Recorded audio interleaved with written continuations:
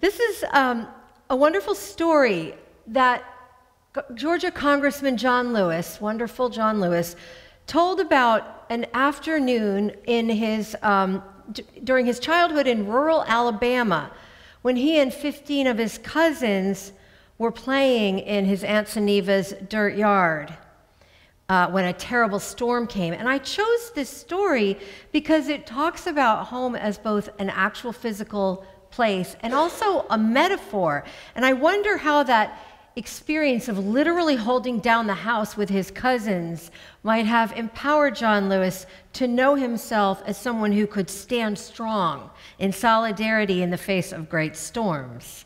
I wonder how this experience might have instilled in him a sense of the importance of doing the work of justice with others, and that it instilled in him the power of groups, even of children. So here he tells it. The sky began clouding over. The wind started picking up. Lightning flashed far off in the distance. And suddenly I wasn't thinking about playing anymore. I was terrified. I had already seen what lightning could do. I'd seen fields catch on fire after a hit to a haystack. I'd watched trees actually explode when a bolt of lightning hit them. Lightning terrified me, and so did thunder. My mother used to gather us around her whenever we heard thunder, and she'd tell us to hush, be still now, because God was doing his work. That was what thunder was, my mother said. It was the sound of God doing his work. But my mother wasn't with us this particular afternoon. Aunt Suneva was the only adult around, and as the sky blackened and the wind grew stronger, she herded us all inside. Her house was not the biggest place around, and it seemed even smaller, with so many children squeezed inside. 15 of them. Small and surprisingly quiet. All the shouting and laughter that had been going on earlier outside had stopped. The wind was howling now, and the house was starting to shake.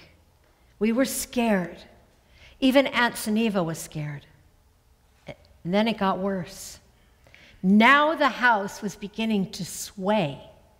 The wood plank flooring beneath us began to bend. And then a corner of the room started lifting up. I couldn't believe what I was seeing.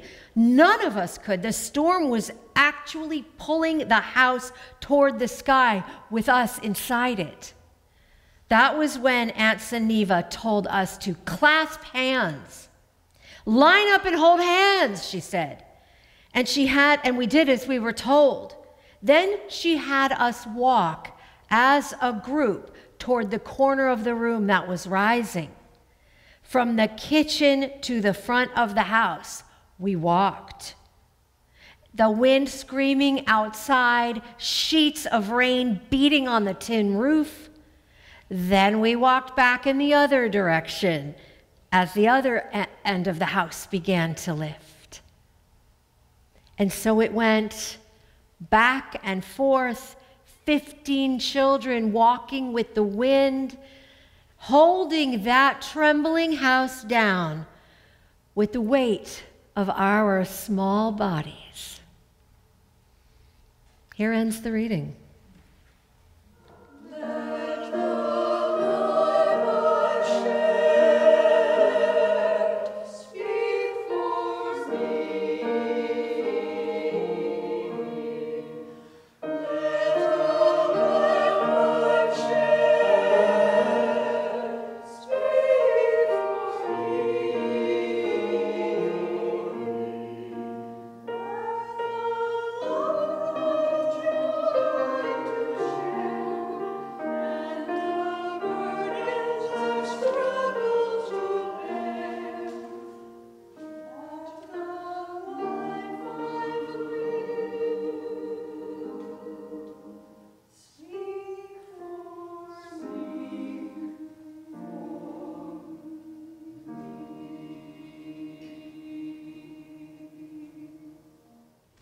This is what we call a dialogue sermon, and I'm just very happy to be in conversation with you both.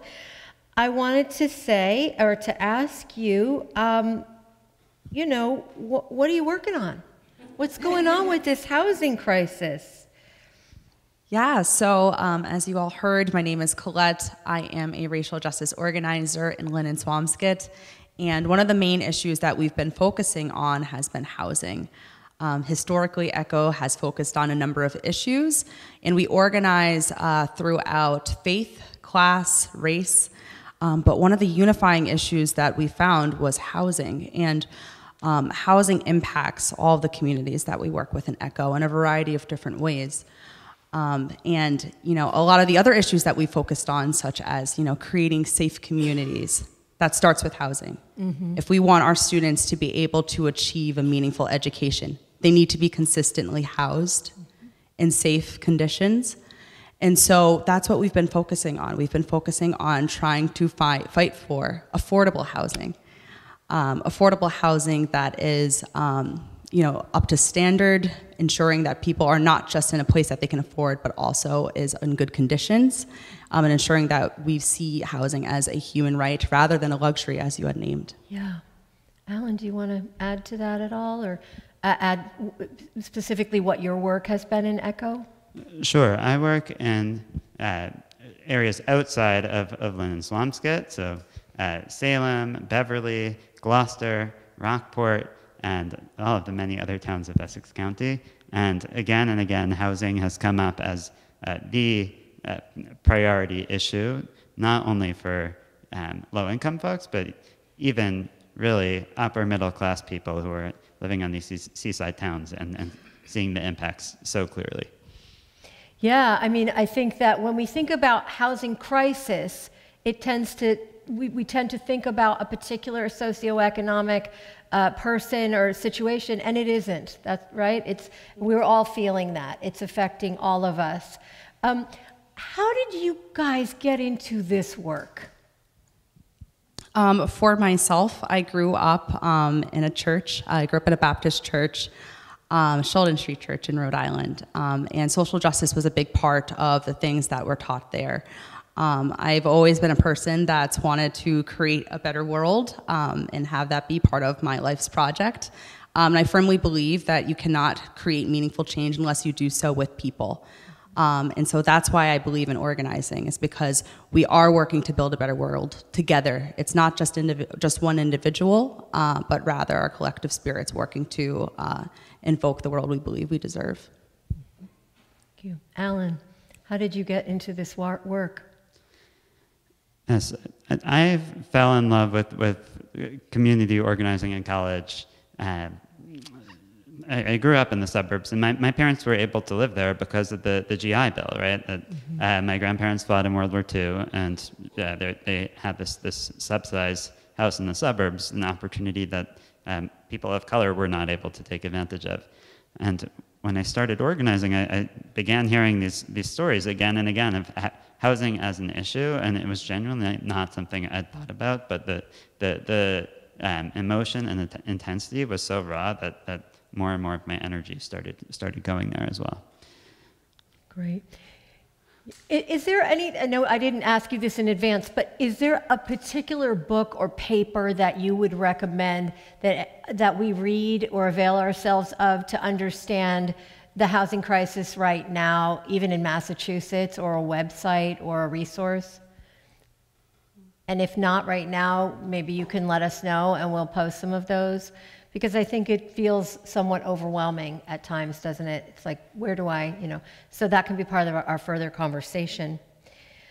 I'm a big fan of Matthew Desmond's work. So okay. Evicted is the best account I have read of the housing crisis in America. And he just came out with a new one, Poverty by America, which talks about how a lot of these very arcane laws that are hard to keep track of, zoning, ADUs, right? All these acronyms, they're actually very clearly structured in a way that is hurting people who can least afford to take it. Matthew Desmond, Poverty by America just came out, and I'm just repeating this for our online folks especially, and Evicted. Okay, I'm going to get both of those books and read them. Alan, you are a rabbinical student, and we are thinking a lot about the moral dimensions of this housing crisis. And you grew up in a religious community as well. I mean, there's an important reason that we discuss this in religious community, because this is a pressing moral issue. And as I said in the prayer or meditation, dear God, how did we let it get this bad? And by we, I mean our society. How has housing now become a privilege? And Alan, I know you have some insights from the Jewish tradition about that, and I'd love to hear them. We'd love to hear them. Thank you. So, Colette, I don't know that you've heard this story, but I'm often in meetings where we're talking about the details of housing, and I just find it's so overwhelming and confusing, right? That's almost a setup of itself, that it's intimidating to engage with this issue because we feel it's so complicated, which is true, and yet it's simple, that people deserve a home.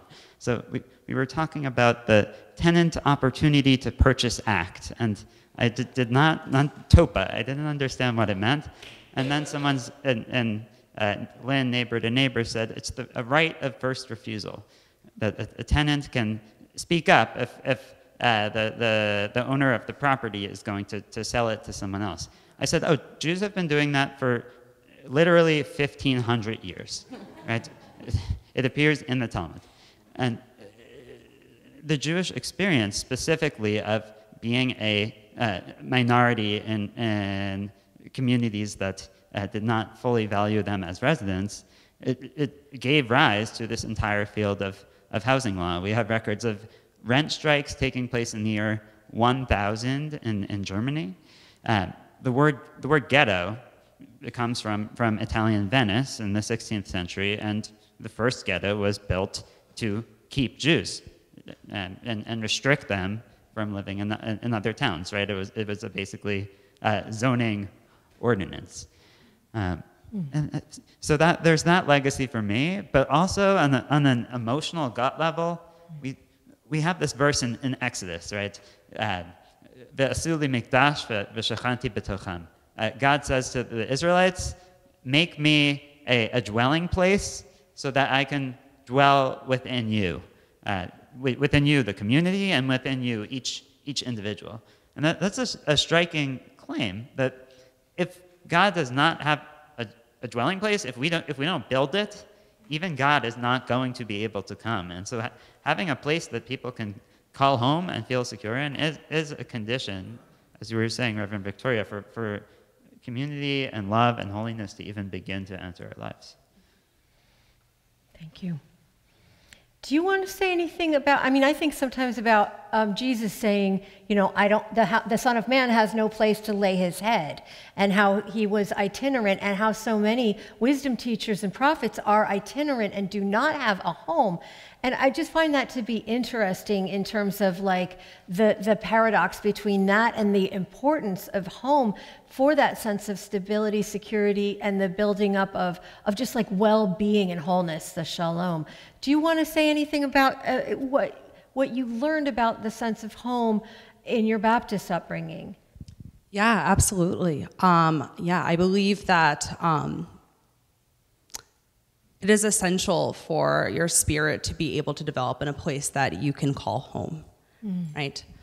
It is essential that you have a space that you can rely on, that you can cultivate community in, and housing people is the way to do that. I think of the cautionary tales of the communities that I've lived in, where people started to become housing insecure because of the increase of pricing.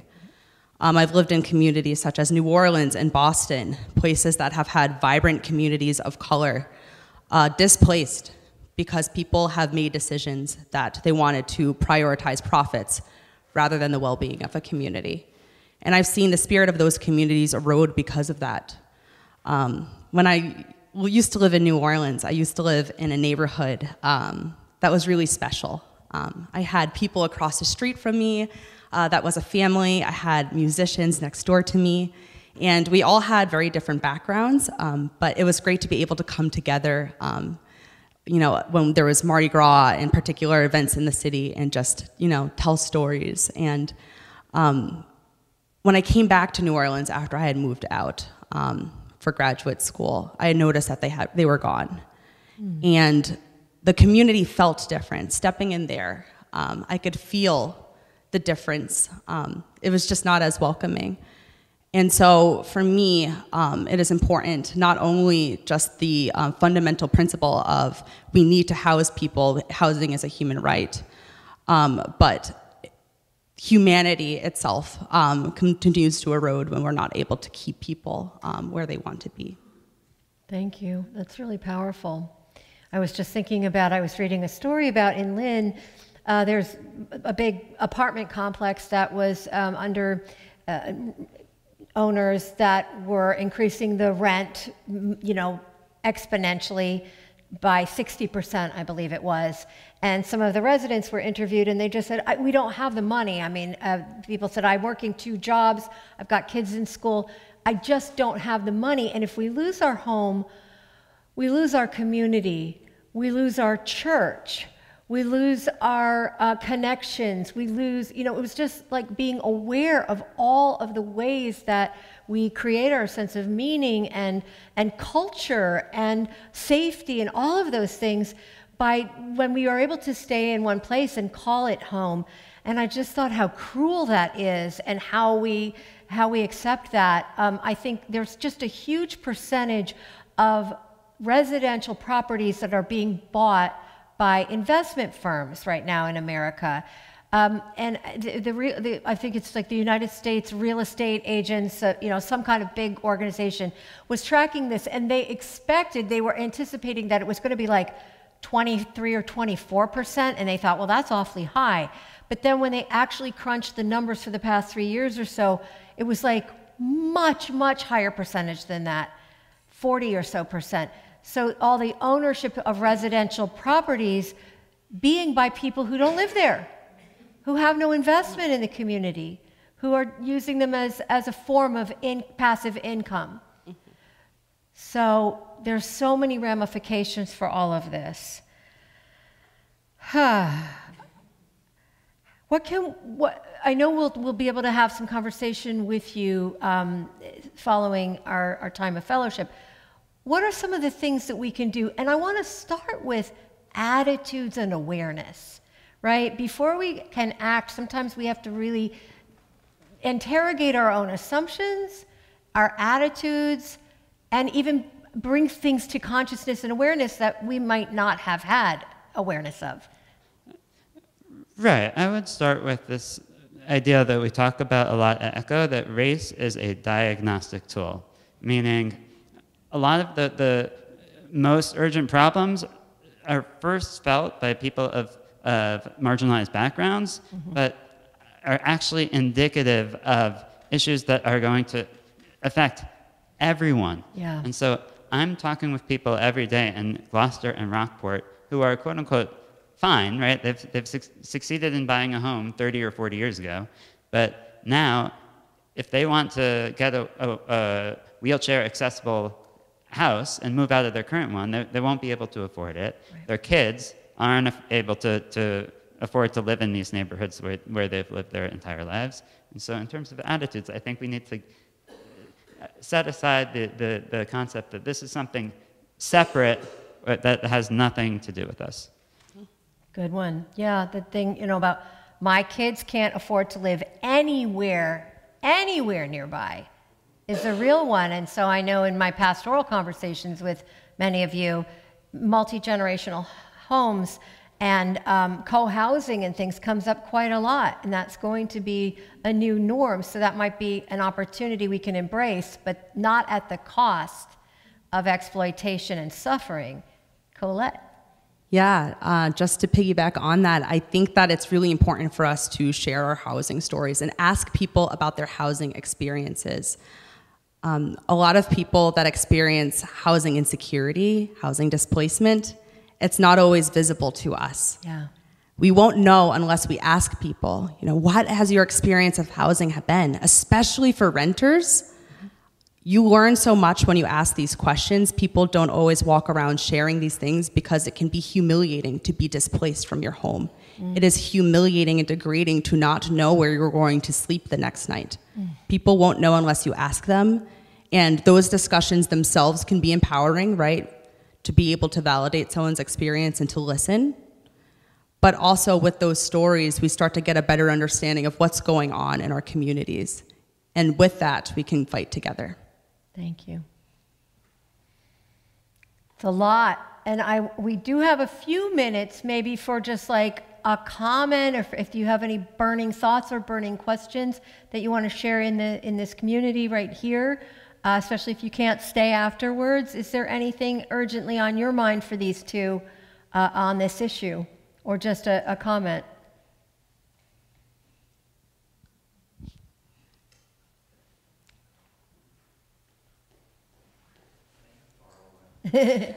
Yeah, sorry, we'll share one mic. And I was able to attend an event that ECHO helped organize with several organizations at Zion Baptist Church recently, and I was wondering if there is just a story, a powerful story about people that have been abused by the system, that are losing their homes or facing other problems that you might want to mention. I just thought it was a really powerful event, and rather than my speak about it, I was wondering if there's maybe a story you wanted to share. Okay. was that the legislative? Yeah, and so there is also legislative advocacy going on. Yeah. Any of that come to mind? I'm happy to speak. I can always say something. Yeah, I mean, Nancy Sosnowski, she's not a member. She's at UCC? Pax Christi. But she has lived in public housing in Swampscott for 30 years. And she talks about how it changed her life. She got in and it was... Hold the mic up, Ellen. Yes. Yeah, thank you. It changed her life. She was in a car accident, became disabled, and thought she was going to be out in the streets, but had her rent capped at 30% of her income. But now the public housing in Swampscott is getting into disrepair, and things are not getting fixed in the ways that they would like. But it's infinitely better than not being able to get into the public housing apartments. She said there's something like 9,000 applications this year for 100 spots. And there it is. Yeah. Any others? Yes, I had a question. Yeah. What can be done other than zoning, other than, getting a list of who needs what? What can be done? So there's a number of things that we can do about, fighting for affordable housing. There's a number of issues under it as well.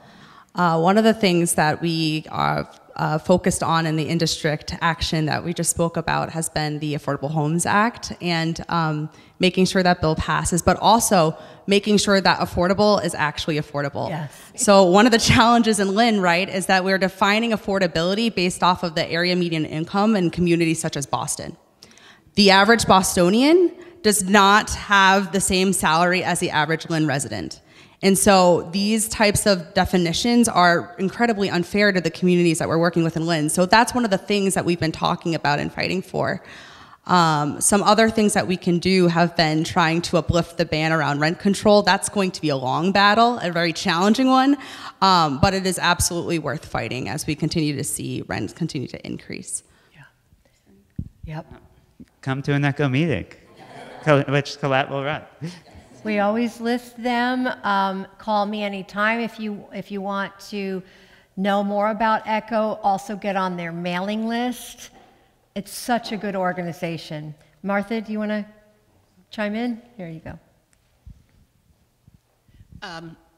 Call me, but I also want to say that through my work with ECHO, Nancy is on our team. Mm-hmm. I count her as a friend, and she almost got elected to town meeting member because the light bulb went on. And she said to me when I called her to say she didn't make it, she said, well, who's going to represent us? And I said, I'm a Precinct 3 town meeting member, which it's in. I'll be the one. And we already started scheming a meeting over there. So I know Nancy's story. It's true. And we could have Nancy here. Yeah. She's great. Martha, could you share when the team regularly meets? Yeah, so the team in Swampscott is focusing on making sure the MBTA funding, also known as 3A, which is going to be a town meeting member. You can ask Cliff. I just asked him if he was going to support it. So we meet as a team on Thursdays at 1, often on Zoom, sometimes at First Church. Yeah, and contact me. I think my info is available. Right. Martha Curry, if you're watching online. Great. Yeah. Colette, you want to? Oh yeah, I'd like to also announce one upcoming meeting that we're having in Lynn. So right now the Lynn housing team has been really just trying to take and assess where we are at with housing. There are several orgs also working on housing, and we're starting to envision what a citywide campaign could potentially look like. How we could utilize that power to really win something meaningful for working class people in Lynn.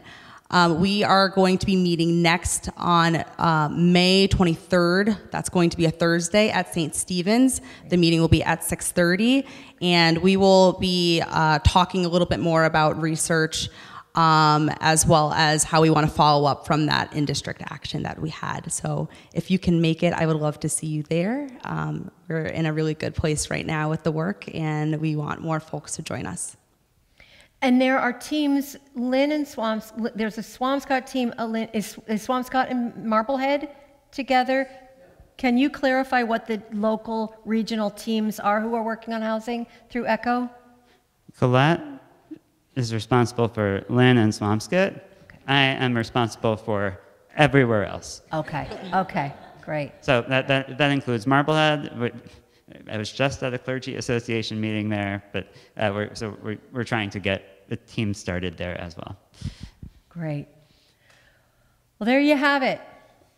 At the beginning of some new awareness, perhaps, and perhaps new commitment or renewed commitment or more passion around this issue.